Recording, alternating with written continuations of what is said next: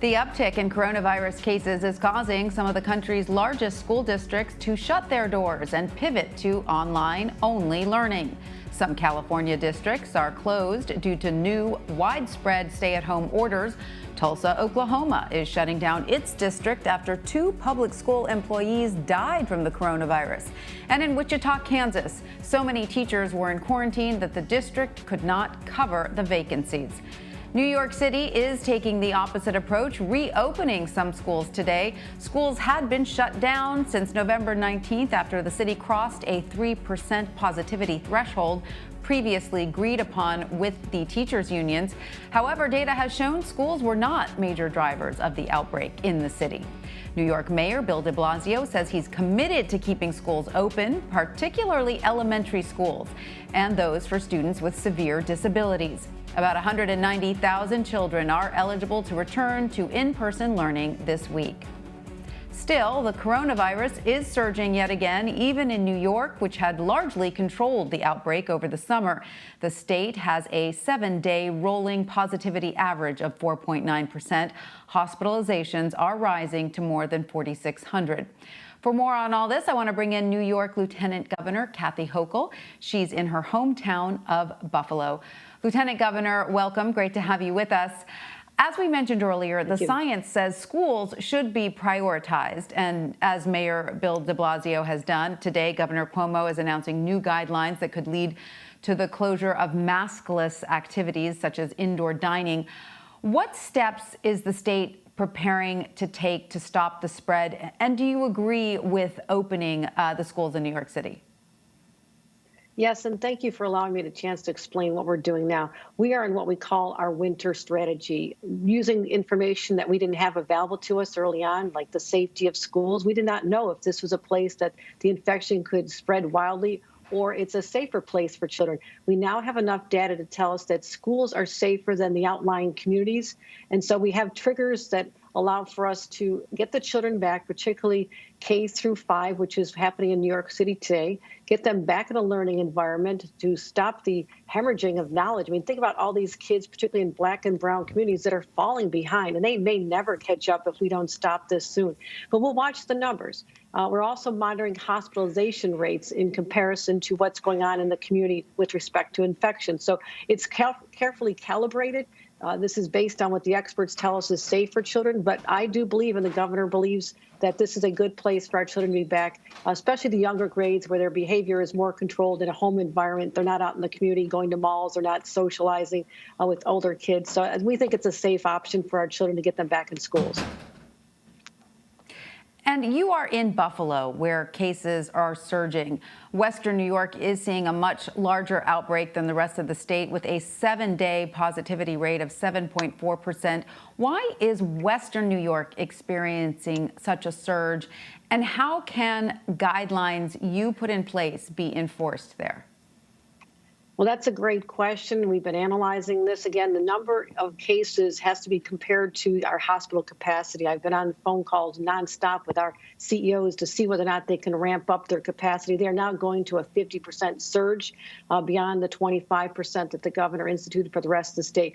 We also believe that there is a certain number of people, a minority of individuals, who continually to flagrantly violate what we've asked them to do, which is simple. You think about the fact that this is the anniversary of Pearl Harbor, the sacrifices that our grandparents and their parents had to deal with to make sure that our country was safe. This pales in comparison.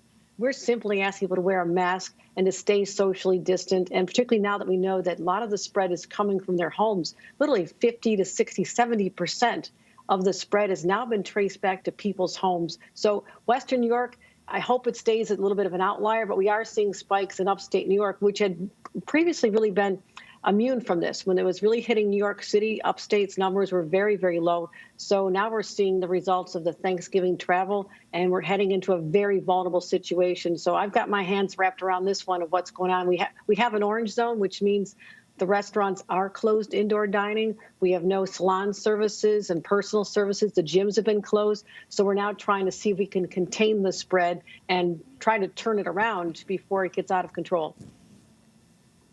So as we know, so much of rebuilding New York City's economy, which is tied very closely to the states, is also tied to the city's ability to keep public transit running. The MTA is asking for $12 billion, which is unlikely to be met by the bipartisan bill that's put forth by senators.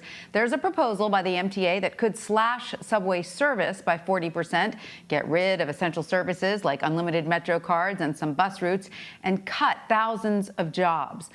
Are these cuts unavoidable if the state does not get federal aid? And how do you boost New York's economy if the MTA isn't fully funded? You're absolutely right about the critical nature of the MTA. Think about the fact that we're still in a pandemic. How are the doctors and nurses and essential workers getting to their jobs? They use the MTA. So we cannot disrupt this. More than ever, we need to have them be able to get to their jobs to continue protecting us in their various ways as we see this pandemic through. We are hopeful that we'll see more money. I know this is a down payment as proposed, the $908 billion that is on the table right now. Within that is about $14 billion for transit across the country. We will need more than that, but we understand that this is going to happen in chunks. We're going to get the first down payment hopefully soon, and we really truly pray that the Senate will do the right thing this time. Nancy Pelosi has had a great plan from the beginning, but we need people to come together and give us something. There's too many people going to be hurt, lose unemployment insurance, lose food stamps. There's too many programs that are saving people's lives right now, keeping them from falling into the abyss. And that's why we want to at least get this down and then talk about the next year when Joe Biden is president. Someone who understands the critical nature of public transportation and our systems and making sure that they're running. Get that bridge to next year. Now, Lieutenant Governor, the state is set to receive 170,000 doses of the vaccine as early as December 15th. But our New York City station, WCBS, reports that there are some essential workers who are worried about taking it. According to an FDNY survey, 55% of firefighters said they don't want to take the vaccine. And the union wants to know more about the rollout plan. So what does the state need to do to communicate to citizens, especially those essential frontline workers, and convince them that a vaccine is safe once you have it? This is a critical question that you're asking. How do we instill the confidence in the public to be willing to stick their arm out and have them put a needle in it with something that's very foreign to them, that's something that's been developed in fairly quick time, unexpectedly quick. Just so you know, the governor and I anticipated this would be an issue back last summer. The governor convened a group of individuals led by a Nobel Prize winning scientist to oversee our acceptance of this. When this FDA gives their approvals, which we expect soon, our own New York State team of experts are also going to analyze this simultaneously and make sure that we can give it a New York State seal of approval so our citizens will know that we believe that this is something that's safe to do. But you're right. We're going to have a major public relations campaign. We're already lining up people that are thought leaders in our state, people that will be influential, trying to get public service announcements, using social media. The governor has said he'll stick his arm out first just to show that it's a safe vehicle to make sure that we can start getting out of this pandemic. So I understand the hesitation, but we're going to have to break through that. If we don't get 70 to 80% of our population agreeing to be vaccinated, this will delay our recovery. It's going to hold back our economy even longer. And we're going to fight to make sure that people feel confident. And that's something that's on all of our shoulders as leaders, but we're up to the task. New York Lieutenant Governor Kathy Hochul, thank you so much for joining us. We appreciate your time. Thank you.